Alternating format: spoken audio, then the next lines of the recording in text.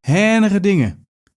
Dag gestrieken de hele dag. Nog nadat toch hebben, wil ik het ook met u hebben over het woord heinig. In Twente is dat een soort van afscheidsgroden door het heinig aan. Maar wat bedoelt dat nou feitelijk? In Nederland onderzoeken ze alleen de Hollandse beduiding. En heinig lijkt verwant met handig. Nou, en wie weet dan wel wat handig beduidt. Makkelijk in gebruik. Of iemand is handig, dan is vernemstig, dan kan dingen makkelijk maken. Maar ja, Twijns en Neersassisch is eigenlijk geen Hollands. Dat beduidt het bedaard, kalm.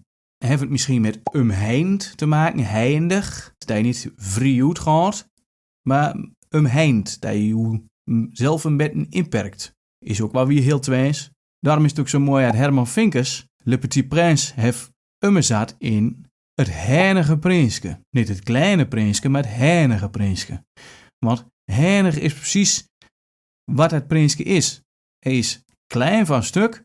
Hij is bedaard, heinig. Hij is niet dom, dat niet. Maar hij neemt een beetje afstand. Hij doet kalm aan. En dat is precies zo 320 met hem gaan. Volgens mij kent ze in achterhoek het woord heinig ook wel.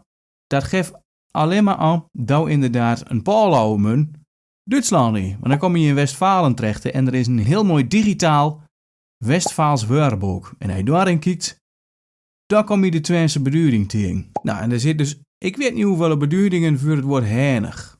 2.1, handlich, bekweem, dus in der zur hand liegend. En dan 3.1, en dat vind ik ook nog heel mooi, mittelgroß, ziemlich klein. Een heinig boerenhof, een heinig vazelzwien, een heinig stun, dus ongeveer een heinig kwartierken, zeggen we in Twente ook wel eens. Of 3.2, halb wuchsig, halb erwachsen, zo'n heinig jong. 3.3, wenig ontwikkeld, kümmerlich, een heinig kalf. Of 1.3, lebhaft, vielseitig, het er een heinig merken aan de arbeid. En we zullen natuurlijk gewoon kunnen zeggen dat heel Westfalen gewoon Twijns kuier.